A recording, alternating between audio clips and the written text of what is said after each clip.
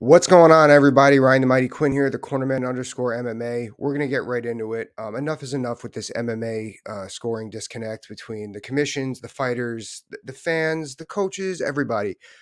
I have the ultimate solution to it. That it should have been like this a while ago.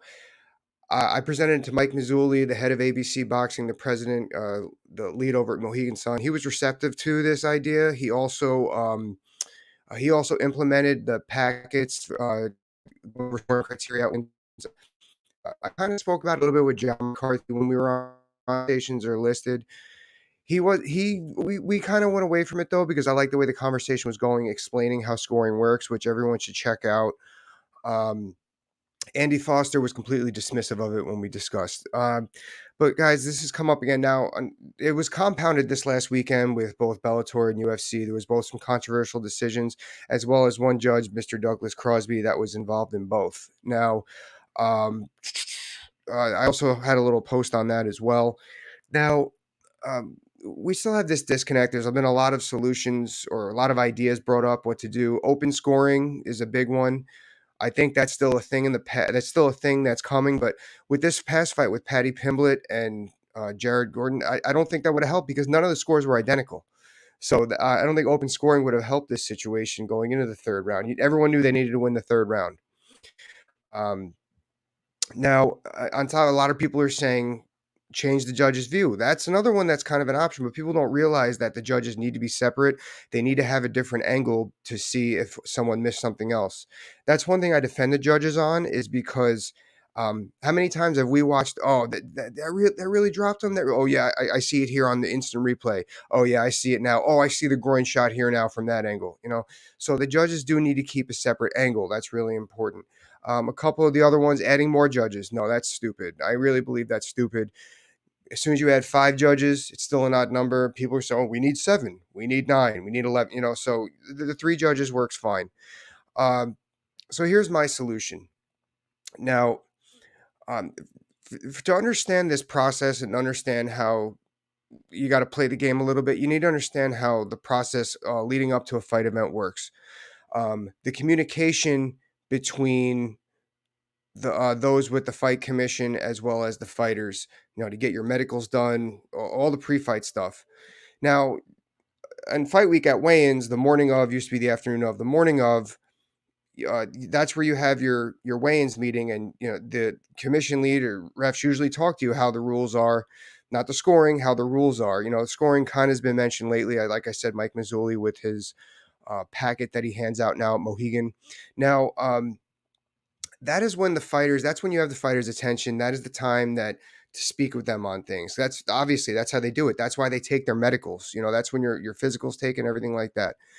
That's when your window is. Now, that is the point where, similar to amateur wrestling, where as an amateur wrestler, your referee who also awards the points and the scoring, he meets you in the locker room before the bout, before the match, or before the finals of the tournament, and he goes over scoring with you. He goes over penalties, and I know part of the issue is here is it's things are subjective. I know on paper these judges aren't supposed to be subjective, but guess what? That's part of the reason they have 3 of them, because we all know human error. They are. I'm subjective. Now, this gives the judges the opportunity to show their subjectivity. Now, I've had referees in wrestling, high school and college, say, "Hey, listen, if you're up by 1, I don't want you stalling the whole round. I'm going to be aggressive on calling the stalling penalty and award your opponent the point." You now know what this referee is going to score against you. You now know what this referee is going to see. Similar to Major League Baseball, where, hey, listen, the umpire, you better choke up. I widen my zone X amount when you have 2 strikes on you or a full count. Everyone's in the know. He's going to do this. Everyone knows. In MMA, nobody knows what these judges are looking for. That's the issue. Nobody knows. Nobody even knows who the judges are until after the fight's being called. So going back to what I was saying, it is at the weigh-ins meeting where they need to have at least one of the judges. You should have all 3, but at least one of the judges uh, present and go, hey, listen, I think that this is still a winning situation. If I see you holding them against the fence and showing proper position, they're having a hard time straining, trying to get off it, but you're holding them there, then you are winning that position. I'm awarding you the round, even if they show baby strikes, something like that. Because let's face it, that's what they did. That was what Doug Crosby did all weekend with the main event at Bellator, co-main event at UFC. Or hey, listen, if you're just holding him there, this is the other judge. Listen, hey, if you're just holding him there and I see him throwing knees, I see him smacking your ears, I see him working, I see him trying to score and strike at you and damage you, I'm giving that winning situation to him. This is where the judges have the opportunity to be subjective. We don't know, I understand the judges need to be protected. That's part of it too. We don't really know what these judges are looking for though. I know personally, like I know what guys are looking for because I have connections through my time in fighting. That's why like I was able to call John McCarthy, Mike Mazzulli, Andy Foster. A lot of people don't have that. A lot of the bigger coaches might have that issue, might have that capability. A lot of the smaller team coaches do not. So this everyone needs to be in the know on this, and it's not like the bigger coaches are really going to do this anyway. I think that similar to baseball, wrestling, these judges need to be upfront when I'm here now. You're at home plate now. We're in the locker room now because I have your attention. Okay, that's when pre-fight weigh-ins. This is when we have your attention. You're sitting down. They're rehydrating. They're going to do nothing but pay attention. And this is going to be great for the coaches because they're really the ones that need to pay attention to this. It's the fighter's job to fight. It's the coach's job to manage the fight. So that's what I got, guys. I think that's what we need to do going forward. There's still a disconnect. What this does is this educates the fight teams about how a fight is scored, what they're going to be looking for, what the judge is going to be looking for. It allows the judges to continue doing what they want to do.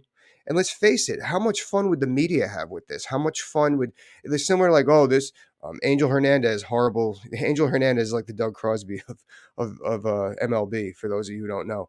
Angel Hernandez is behind home plate. He's going to call the strikes at the letters. Oh, we got Doug Crosby behind the helm with the judges. He favors the wrestling. The announcers will have a lot of fun with that. You'll see the media on Twitter. Oh, we know ex judge favors striking. Ron McCarthy, who seemed to have favored the striking in that situation in round 3. He favors the striking off the back, off the cage. They got to be careful. He's going to give this round. That adds a whole nother wrinkle to the media, to the commentary team. It allows the judges to continue doing exactly what they want to do, and it educates fight camps, okay?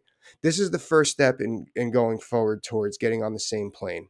This is what we have to do. Open scoring, I do believe that there's an opening for that. That window is coming. It's happening. It's successful in places. We're not there just yet, okay? This is the first one. Now, changing the scoring, I'm starting to think that at first, after getting educated on the topic, I kind of understood where they were coming from, but you can't have situations like this past weekend where one person's winning a fight and the other person's winning a decision. This is a fight. Another thing the judges always say, or the commission always says, is, oh, well, safety for the fighters is first. But then when you argue, they say, well, this is a damage game. Safety, but damage game. Make up your mind, right? So this will be the first step in that direction. This will be the first step in everyone gaining the middle ground. Fighters asking questions to the commissions on the scoring in certain situations. Commission may be saying, oh, yeah, I could see that. Maybe that needs to be reevaluated for our scoring criteria. That's what I got, guys. Thank you. Let me know what you think.